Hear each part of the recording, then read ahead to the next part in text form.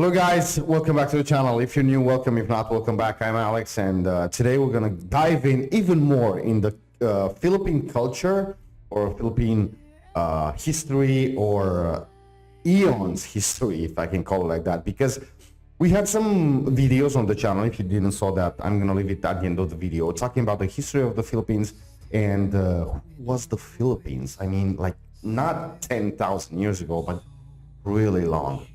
So you guys told me that it's called Ophir or something like that, and that there is in the Bible and you know everything. But some of you send the link on the Patreon, and this is what we're going to see today. If you didn't know the story about your own country, or doesn't matter if you're not a Filipino like me, I'm not, and I'm sorry that I'm not. I want to see this. It's going to be really interesting. So that being said, like the video, subscribe, share it for more people to know about this unique country in this world. And let's see what this is all about. Why did you send me this? The forgotten nation in the Bible, the mysterious mission of the God-chosen Philippines.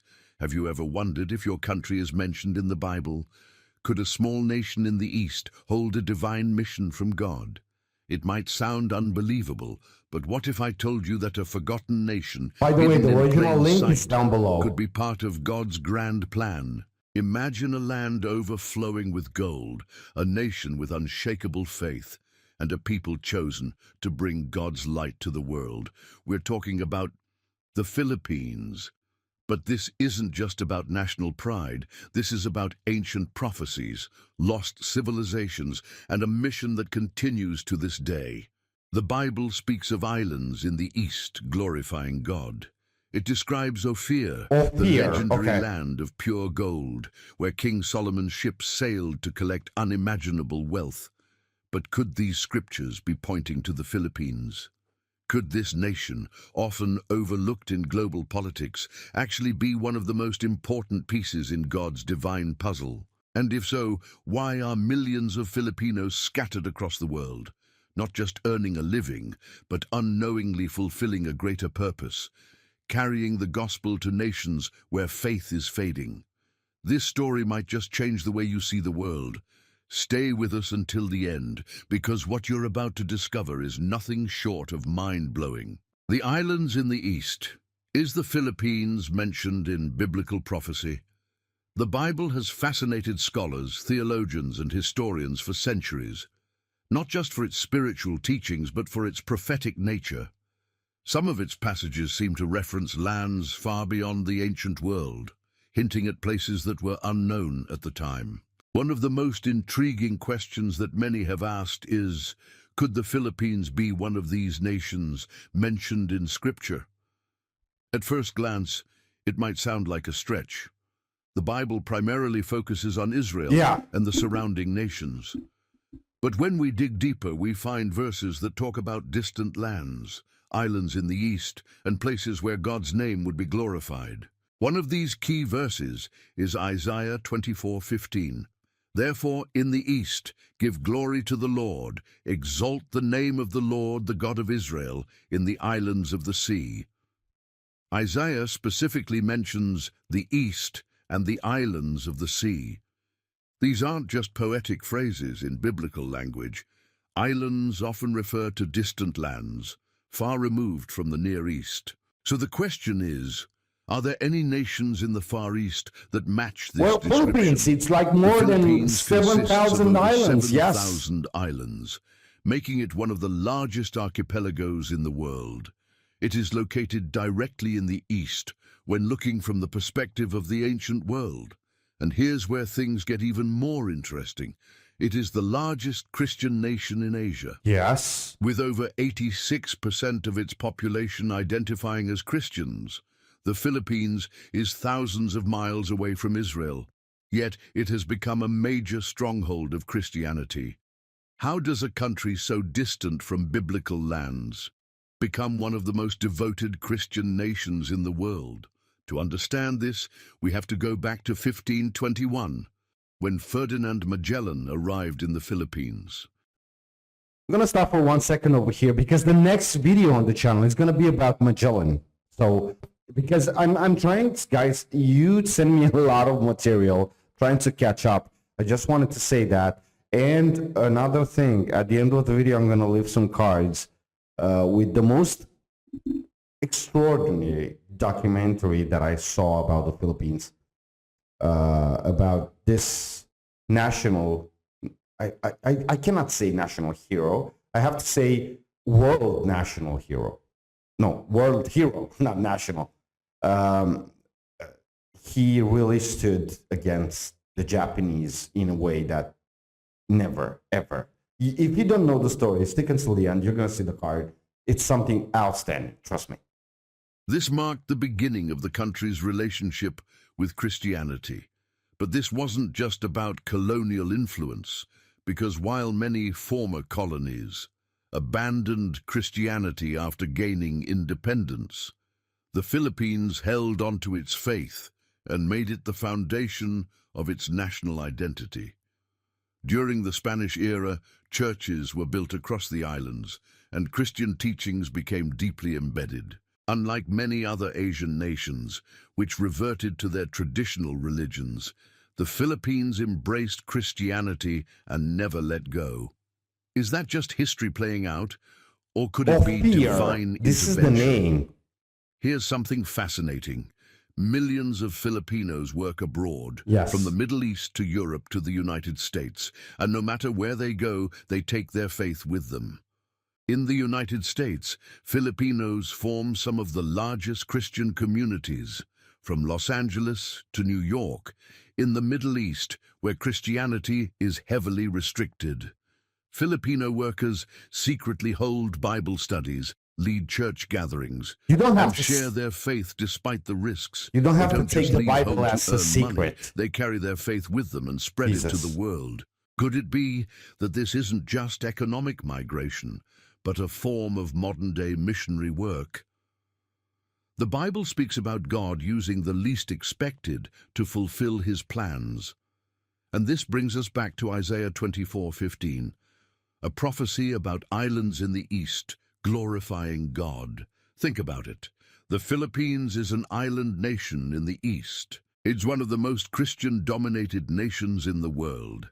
Its people carry the gospel to places where it's difficult for traditional missionaries to go. Does this sound like just a coincidence? Let's take another look at Isaiah 24:15. Therefore, in the east, give glory to the Lord. Exalt the name of the Lord, the God of Israel, in the islands of the sea. Let's check the boxes. A nation in the east, yes, the Philippines. A land of islands, yes, over 7,000 islands. A people glorifying God. Yes, 86% Christian, sending missionaries all over the world. Could it be that God has always had a plan for the Philippines? If you think about the modern world, power is centered around the strongest economies and political superpowers, places like the US, China, and Europe. These nations control global influence, technology, and military power. But that's not how God works. Throughout the Bible, God chooses the unlikely to fulfill his plans. He didn't pick Egypt, the world's most powerful empire, to lead his people. He picked Moses, a fugitive in the desert. He didn't choose a mighty warrior to defeat Goliath. He chose David, a shepherd boy. And he didn't choose a nation that was already Christian. He chose an island nation in the east to be his light in Asia. So here's the million-dollar question. Was the Philippines chosen by God to play a major role in the global Christian movement? And if so, what's next? If you're watching this, you might be wondering, so what does this mean for me? It means that maybe, just maybe, God's plan is bigger than we ever realized.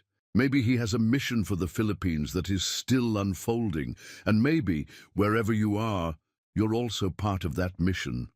So what do you think? Is this all just a coincidence? Or could it be that Isaiah's prophecy is coming true right before our eyes? Let us know your thoughts in the comments. And if you found this video, it's amazing. The original link is down below. Because the next part of this series is going to take things even deeper. The islands in the east. Is the Philippines a prophecy fulfilled? Man, The it's Bible is filled with mysteries, hidden messages, prophecies that have yet to unfold, and nations whose destinies seem intertwined with God's grand plan. But what if one of those nations was the Philippines? I know what you're thinking. Wait, the Bible talks about the Philippines? It might sound far-fetched at first, but when you start connecting the dots, the possibility becomes almost undeniable. Let's start with Isaiah 24:15. Therefore, in the east, give glory to the Lord, exalt the name of the Lord, the God of Israel, in the islands of the sea. This verse has been overlooked for centuries, but take a closer look. It specifically mentions the east and the islands of the sea. If you were an ancient Israelite hearing this prophecy, you might assume it referred to islands near the Mediterranean or the Arabian Sea. But fast forward to modern geography, and one nation stands out: the Philippines. Think about it. The Philippines is a nation made up of over 7,000 islands, located in the Far East when viewed from Israel. Even more striking, it has one of the strongest Christian populations in the world. Over 86% of Filipinos identify as Christians. That alone makes it a major outlier in Asia, a continent dominated by Buddhism, Islam, and Hinduism. How did a country so distant from the Holy Land, surrounded by non-Christian nations, become one of the most devoutly Christian places Man, this on is earth? so fucking true. Could Wow. this be mere coincidence, or is something No, it's bigger big. at play? Now that I'm Christianity thinking about first arrived in the Philippines in 1521, when Ferdinand Magellan landed on its shores. But here's where things get interesting. While many colonized nations abandoned the religion of their conquerors after gaining independence, the Philippines embraced Christianity and made it their own. That doesn't happen often. Look at China, Japan, or Vietnam. Despite European influence, they reverted to their traditional beliefs, but the Philippines remained steadfast in its faith. That alone should make you pause. Could it be that God preserved this nation for a reason? Now let's talk about something even more incredible. Millions of Filipinos live and work abroad, scattered across the Middle East, Europe, and the United States. But here's the thing, they don't just bring their labor, they bring their faith. In Saudi Arabia and the UAE, where Christianity is heavily restricted, Filipinos hold secret prayer meetings and underground Bible studies. In the US, they lead churches, ministries, and outreach programs from Los Angeles to New York. In Europe, Filipino caregivers and nurses aren't just supporting families, they're spreading the gospel through daily acts of love and service. Doesn't this sound exactly like something God would orchestrate? He doesn't always work through grand, flashy miracles. Sometimes he plants people in places where they are needed the most. And if you're in the US right now, chances are you've met a Filipino who has impacted your life in some way. Maybe a nurse at a hospital, a co-worker, or a friend who introduced you to their faith. Now ask yourself, was that just by chance? Isaiah 24:15 isn't the only verse that hints at this. Look at Isaiah 42:4. The islands will wait for his law. Again, which islands? Which nation of islands has embraced Christianity so deeply? Which nation continues to spread the gospel, even in places where it is persecuted? The more you think about it, the clearer it becomes. The Philippines is fulfilling these prophecies in real time. Now let's zoom out and look at how God works throughout history. If you study the Bible, you'll notice a pattern. He never chooses the obvious candidates. He didn't pick Egypt, the superpower of its time. want to stop for 1 second. Sorry if I'm interrupting the story. I don't know if it happened for you, but for me, it did. Sometimes you don't understand God's plan. You are asking why, how come, it's not fair, or whatever. But sometimes you are just at the right place in the right time, even if that time it's not okay with you, but maybe it's okay with the other person. And maybe at the beginning you don't understand why, but God has his own way of, I'm getting emotional over here, has his own way to show you when it's the right time. To carry out his mission. Instead, he chose a group of Hebrew slaves. He didn't pick a mighty warrior to defeat Goliath. He chose a shepherd boy named David. He didn't pick Rome to spread Christianity at first. He started with a small group of fishermen and tax collectors.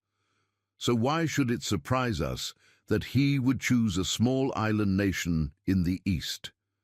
To carry his light to the world? God doesn't work the way humans expect. He picks the humble, the overlooked, the underestimated, and he uses them to accomplish great things. And maybe, just maybe, he is doing that with the Philippines. So what does this mean for us?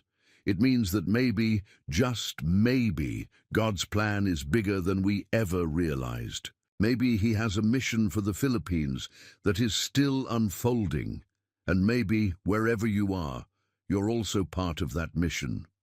So let me ask you this. Absolutely Do you not. believe this is all just a coincidence?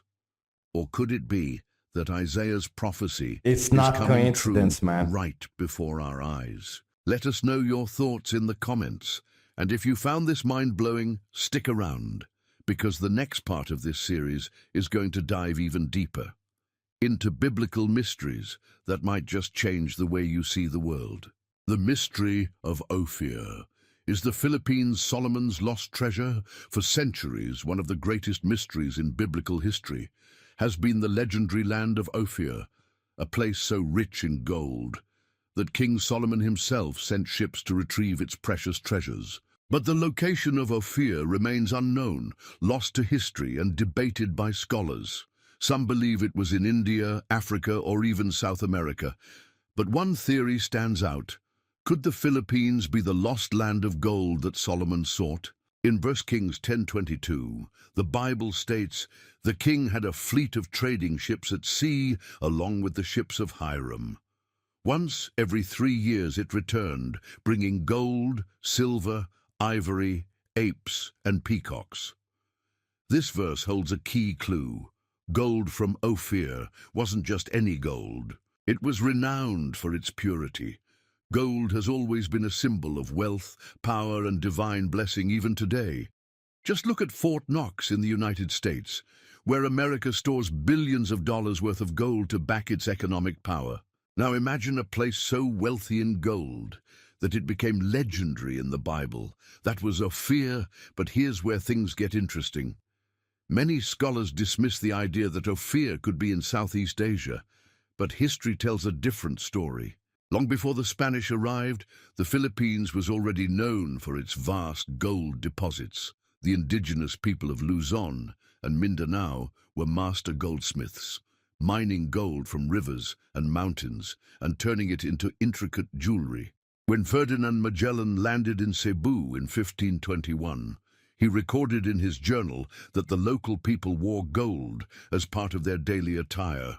Even commoners had gold jewelry, something unheard of in most societies at the time. The Spanish were astonished. Gold was everywhere. Chiefs and rulers were adorned with golden ornaments, and gold was even used as currency. One of the most compelling pieces of evidence is the Surigao treasure, a collection of pre-colonial gold artifacts discovered in the Philippines. These artifacts, gold death masks, necklaces, and ceremonial ornaments, prove that Filipinos had access to abundant gold. I'm going to stop for 1 second because he mentioned the Surigao Island, which I saw a message that you guys sent me on Patreon for that particular island for some, I don't know if I can call it witchcraft or, something that you go there and you get cured. So it's gonna be on the channel that as well. Like I was saying, I'm trying to keep up, you guys. You're amazing for sending all of this, and this is amazing. I mean, I don't know how you are now watching. I'm just blown away. I don't want to talk too much for not interrupting, but in my head, I'm just, my head is like blowing up for how beautiful this is, and this should be new. Why the history of the Philippines? It's not out there for a lot of people to know. Maybe some of the Philippines, actually, you guys out there, didn't know about a lot of things, and I don't understand why. But this is what we're trying to do over here. Me, this amazing channel who posted this, like I said, the original link down below. Go and show some support as well over there, and just let's go. And I don't want to make the video too long, so I'm not gonna talk that much. But let's go and see the whole thing. Resources. Long before European explorers arrived, the craftsmanship of these artifacts was so refined that they matched the quality of goldsmithing in ancient Egypt and Mesopotamia. If the Philippines had this much gold, could it have been the Ophir that Solomon's ships visited? Skeptics argue that the Philippines was too far for ancient ships to reach, but historical records suggest otherwise. Ancient maritime trade was more advanced than we think. The Austronesians, seafarers from Southeast Asia, had already established trading routes connecting the Philippines, India, and the Middle East centuries before King Solomon's time. Historical records confirm that ancient Southeast Asian civilizations engaged in trade with the Middle East and China, proving that long-distance sea voyages were not only possible, but common. And here's another clue: peacocks. The Bible specifically mentions that Solomon's fleet brought back peacocks from Ophir, but here's the problem. Peacocks are not native to Africa, another proposed location for Ophir. Instead, they are native to India and Southeast Asia, including the Philippines. Could this be another hint linking the Philippines to the lost land of gold? Now let's step back and think logically. The Philippines had gold in abundance, a thriving ancient trade network, and even peacocks, which were exported to the Middle East. The timeline of Solomon's ships returning once every 3 years makes sense if they were traveling as far as Southeast Asia. No, they're not coincidences. Could all these connections be mere coincidences? Or is there something bigger at play? Even if we assume that the Philippines was Ophir, the real question is, why does it matter today? The truth is, Ophir wasn't just about gold. It was a symbol of divine blessing. King Solomon was the wealthiest ruler of his time, but despite all his riches, he eventually realized that gold, wealth, and power are meaningless without God. In Ecclesiastes 1:2, he famously wrote, "Meaningless, meaningless, everything is meaningless." This is profound. Coming from a king who had everything, he understood that material wealth is temporary and that the only thing that truly matters is faith in God. Look at today's world. We live in a time where people worship wealth. Billionaires like Elon Musk and Jeff Bezos are admired not for their character, but for their fortune. Society chases gold, money, and status, believing that these things define success. But the Bible warns us that gold can be lost, money can disappear, and power is fleeting. The real treasure isn't found in wealth. It's found in faith, integrity, and purpose. So let's ask the bigger question. If the Philippines was once Ophir, but his people, could it be that its real treasure was never its gold, but its people? Think about it. The gold of Ophir may be long gone, but the faith of the Filipino people remains unshaken. Today, the Philippines is not only a Christian stronghold, but also a nation exporting faith to the world. Millions of Filipinos working abroad aren't just sending money home, they are bringing the gospel to places where Christianity is restricted. Filipino workers in Saudi Arabia, the UAE, and other Middle Eastern nations quietly hold Bible studies in secret, risking persecution to share their faith. In the United States and Europe, Filipino immigrants are among the most active members of church communities, leading ministries and strengthening Christian congregations. They may not be traditional missionaries, but in a way, they are modern-day disciples, spreading the word of God wherever they go. Could it be that God's purpose for the Philippines was never about gold, but about its role in spreading the gospel to the nations? If so, then the Philippines is still fulfilling its divine mission, not as a land of material wealth, but as a nation of faith, resilience and spiritual strength. What Yes, do you think? I think it was. The Philippines the lost And it land is. of Ophir, or is there an even deeper mystery behind its biblical connection? Let us know your thoughts in the comments. And if this blew your mind, stay tuned, because in the next part, we'll explore the spiritual battle in the East and the Philippines' unexpected role in it. The spiritual battle in the East. Is the Philippines a frontline warrior in Christianity? In today's world, when we think of battles, we often picture military conflicts, political power struggles, and economic warfare. But the Bible reminds us that the greatest battle isn't physical, it's spiritual. The forces of light and darkness are clashing all around us, even though most people don't realize it.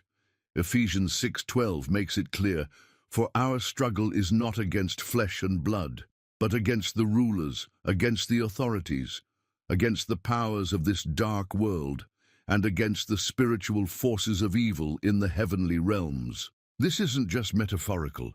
This spiritual war is unfolding worldwide, and one of its most crucial battlegrounds is in a place that most people wouldn't expect, the Philippines. A small island nation surrounded by non-Christian strongholds, yet standing firm as the only Christian majority nation in Asia. Could it be that the Philippines is playing an essential role in the global war for faith? And if so, what does that mean for the world? One of the most striking signs of spiritual warfare is suffering and resilience. The Bible shows us time and time again. I'm gonna stop for 1 second over here. Sorry, like I said, I don't want to make the video too long and speak too much. But since I started this channel, I have a lot of videos, not only about music, but about culture in the Philippines and people and how you guys are. And the thing that strikes it the most, it's the resilience. It's the way the Filipino people can give courage and a comfort to somebody who suffer, but they are not looking to their own suffering. They're smiling and fighting to go on. And this is something, that's why I get so attached to the Philippines, to the Filipino people, to the Filipino culture, for the way you are, guys.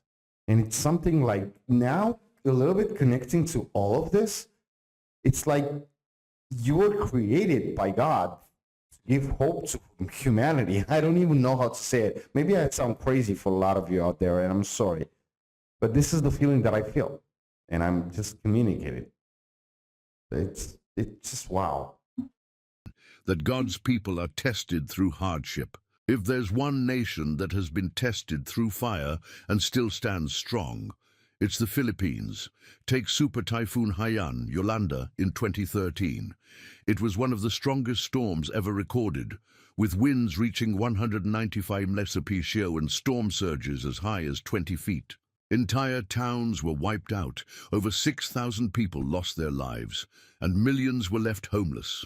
The devastation was catastrophic, on a scale similar to Hurricane Katrina, which ravaged the United States in 2005. In any other country, this level of destruction would have led to mass chaos. But in the Philippines, something extraordinary happened. Instead of descending into panic, people gathered in the ruins, knelt on the ground and prayed.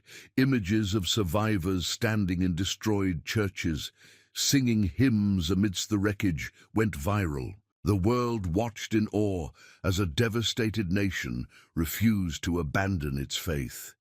The people didn't just rebuild their homes, they rebuilt their churches first. Wow. What kind of nation responds to disaster like this? What kind of people, after losing everything, still choose hope over despair? That level of resilience is not just cultural, it's spiritual. The Philippines is not just surviving these trials, it is standing as a testament of faith in the face of overwhelming adversity. Looking at the geopolitical and religious landscape of Asia, something becomes clear. The Philippines is alone in its faith. To the west, you have Indonesia and Malaysia, both heavily Islamic nations. To the north, you have China, where Christianity is aggressively persecuted. To the east, you have countries like Japan and South Korea, where Christianity exists but remains a minority.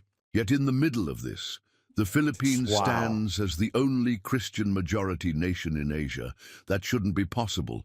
Christianity should have died out centuries ago, crushed by the dominant religions around it. But instead, it has flourished, becoming a beacon of faith in the East. That's not an accident. That's not just history. That is spiritual warfare in real time.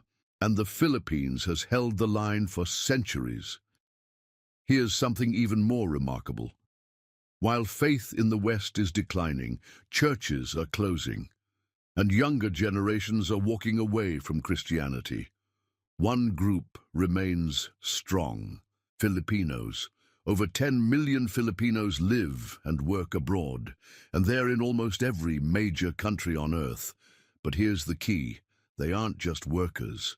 In the Middle East, where Christianity is restricted, Filipinos secretly hold Bible studies and conduct underground worship services. In Europe, where Christianity is fading, Filipino communities fill empty churches, revitalizing faith communities that were dying out.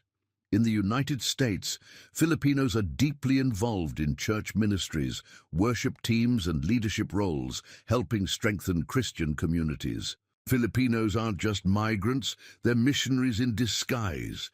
They are spreading the gospel in places where traditional missionaries are blocked, arrested, or even executed. This isn't just an economic migration, it's a divine deployment. Could it be that God has positioned the Philippines as his spiritual army? Now let's go even deeper: the end times. The Bible speaks of a final spiritual battle, a time when darkness and light will clash like never before. If we truly believe we're approaching this period, then look at the Philippines through a different lens. A small nation, surrounded by spiritual opposition, a people tested by fire, yet unwavering in faith, a global movement of Christians spreading the gospel in secret, even in restricted nations. Does this sound like an accident? Or does this sound exactly like the kind of nation God would use? Think about it. Throughout history, God has always used the unexpected to accomplish his greatest plans. He didn't pick Egypt, the world's greatest empire, to carry out his mission. He picked a group of Hebrew slaves. He didn't choose a mighty warrior to defeat Goliath. He chose a shepherd boy named David. He didn't rely on Rome's power to spread Christianity at first. He chose 12 ordinary men, fishermen, tax collectors, outcasts. So why wouldn't he choose a small island nation in the Far East to play a major role in the spiritual battle? If the Philippines is a spiritual stronghold, then the implications are massive. It means that the battle isn't just physical, it's spiritual. Filipinos working abroad aren't just sending money home, they're carrying faith to the nations. Every Filipino nurse, teacher, and caregiver could be a missionary in disguise. The future of Christianity might depend on nations like the Philippines. As faith declines in the West, nations like the Philippines are holding the line in the global spiritual battle. If this is true, then what's next? Could it be that the Philippines is meant to rise as one of God's strongest warriors in the last days? And if so, what lessons can the rest of the world learn from them? So what do you think? Is the Philippines truly a key player in the spiritual battle of our time? Could it be that God has been preparing this nation for something greater all along? Drop your thoughts in the comments, and if this shook your perspective, stick around, because the next part of this series will uncover even more biblical mysteries that could change the way you see the world forever. The Philippines' role in God's global mission, a city on a hill. Throughout history, God has chosen specific nations, individuals, and communities to play crucial roles in his divine plan. Some were great empires, others were small, seemingly insignificant places that ultimately changed the world forever. The question is, could the Philippines be one of them? No, Could not this could, island nation, it is. often overlooked on the global stage, be the city on a hill that Jesus spoke of in Matthew 5:14? You are the light of the world. A city on a hill cannot be hidden. The idea of a city on a hill is powerful. In American history, this phrase was famously used by President Ronald Reagan, who described the U.S. as a beacon of hope and freedom for the world. But what if, in a spiritual sense, the Philippines is playing a similar role in the East? What if this small nation is not just a country, but a mission field, a lighthouse, and a launching pad for God's work across the world? When we think about Christian missionary work, we often picture Western evangelists traveling to remote villages in Africa or the Middle East. But in reality, some of the most effective and dedicated missionaries in the world today aren't traditional pastors or evangelists, they're Filipino workers. Over 10 million Filipinos live and work abroad, And doing a scattered great across job over 100 countries. abroad. But here's the key. They don't just bring their skills, they bring their faith. Many Filipinos working overseas are active in church ministries, Bible study groups, and charitable missions. They might have left their homeland for economic reasons, but wherever they go, they carry the gospel with them. In the Middle East, where Christianity is often restricted, Filipino workers organize secret prayer meetings, underground worship services, and Bible studies. In the United States, Filipino Americans are one of the most religious ethnic groups, heavily involved in both Catholic and Protestant churches, serving as pastors, choir members, and ministry leaders. In Europe, where church attendance is rapidly declining, Filipino immigrants are often the lifeline of struggling Christian communities. Filipinos aren't just migrants, they are missionaries in disguise. They are quietly keeping Christianity alive in places where faith is fading. That's not just a coincidence, that's a global movement orchestrated by God. Christianity is under attack. In America, faith is declining. Church attendance has dropped to historic lows, and younger generations are abandoning traditional religion. In Europe, massive cathedrals that once housed thousands of worshippers now stand mostly empty. In the Middle East and parts of Asia, Christians are actively persecuted, imprisoned, and even executed for their beliefs. But here's the twist. While faith is shrinking in the West, it is thriving in the Philippines. Despite economic struggles, despite natural disasters, despite political instability, Filipinos remain one of the most faith-filled people on earth. Could it be that God is using the Philippines as a fortress of faith, a nation that will help restore Christianity in places where it is dying? Think about this. The United States was once the world's leading sender of Christian missionaries, but as faith declines, fewer Americans are stepping into the mission field. Meanwhile, Filipinos, without formal missionary training, without large financial backing, are stepping up. They are bringing faith, not through massive crusades or TV evangelism, but through their daily lives, their work, their kindness, and their perseverance. Could the Philippines be a spiritual reinforcement, filling the gap as other nations drift away from God? It's easy to think that a country needs military power, economic dominance, or political influence to change the world. But God doesn't work that way. Throughout history, He has chosen the small, the weak, and the humble to accomplish His greatest missions. He chose Israel, a tiny nation, to bring forth the Messiah.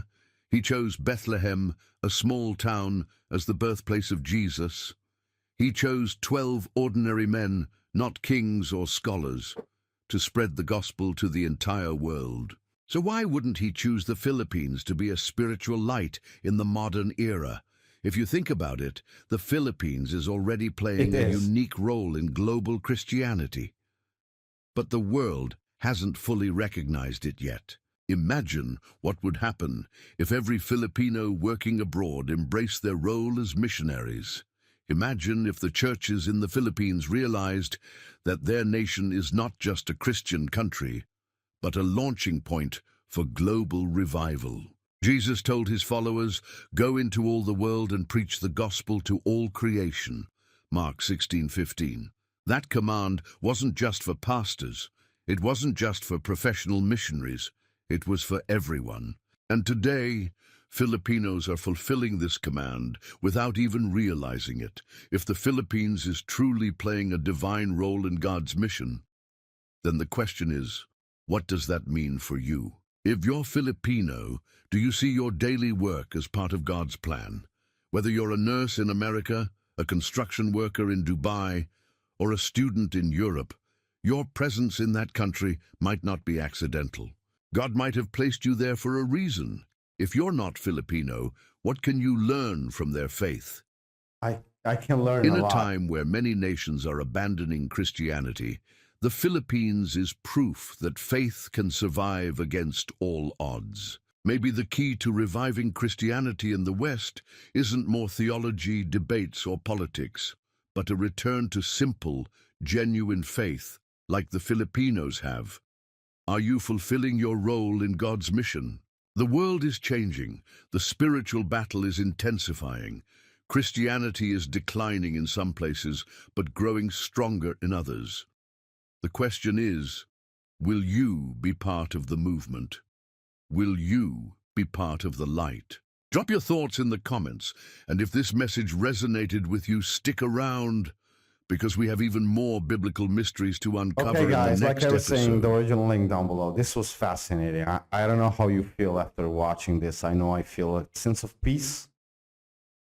Something that it's so beautiful. And yes, I'm sure that Philippines, it's Ophir, and God, it's a. I mean, even before I watched this, I was like, if you're not new on the channel, I was like, in every damn video, the Philippines are so amazing. Why?